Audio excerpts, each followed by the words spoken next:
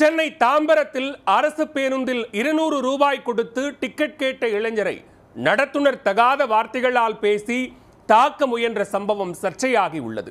சில்லறை இல்லை என கூறி பட்டதாரி இளைஞர் மீது ஆவேச செயலில் ஈடுபட்ட நடத்துனர் மீது நடவடிக்கை பாயுமா?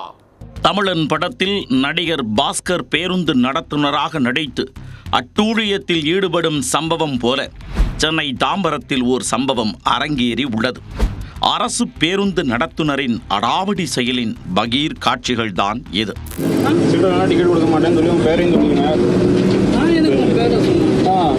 நான் வந்து டாக்ஸ் கட்டுறேன், நான் காசு வச்சிருக்கேன், சில்லறை இல்லைன்னா ஏன் பிரச்சனை கிடையாது. நீ யாரையும் இல்லைன்னா அவங்க வந்து யாருங்க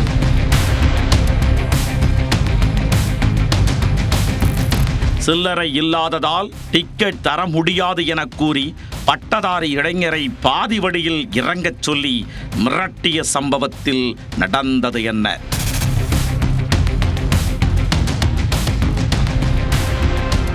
நெல்லையைச் சேர்ந்த இளைஞர் சென்னை ஊரப்பாக்கத்தில் தங்கி மென்பொருள் நிறுவனத்தில் வேலை பார்த்து வருகிறார்.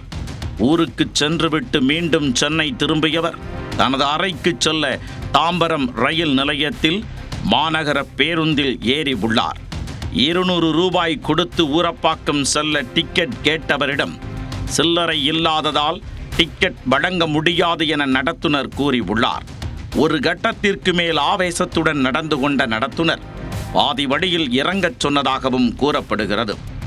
200 ரூபாய்க்கு சில்லறை இல்லை என்றால் பாதி வழியில் இறங்கச் சொல்வீர்களா என கேள்வி கேட்ட இளைஞரை நடத்துனர் ஆபாச வார்த்தைகளால் பேசி அடிக்க பாய்ந்துள்ளார். இதை பார்த்த மற்ற பயணிகள் நடத்துனரை கடுமையாக கண்டித்துள்ளனர்.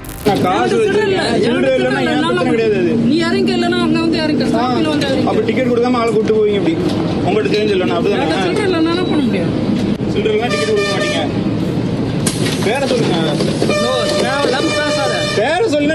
என்ன பேசுறாங்க, என்ன தேவலாம்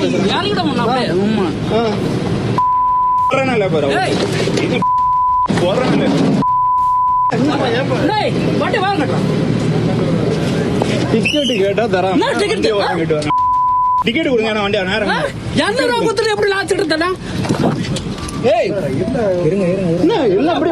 பாத்துட்டு இருக்கீங்க. அரசு பேருந்து நடத்துனர்கள் பலர் காட்டமாக நடந்து கொள்வதாகவும் 100-200க்கு சில்லறை இல்லை என கூறி பாதியில் இறக்கி விடுவதாகவும் பயணிகள் குற்றம் சாட்டியுள்ளனர். இளைஞரை தகாத வார்த்தைகளால் பேசி தாக்க முயன்ற நடத்துனர் மீது உரிய நடவடிக்கை எடுக்க வேண்டுமென போக்குவரத்து கழகத்திற்கு பொதுமக்கள் கோரிக்கை விடுத்துள்ளனர்.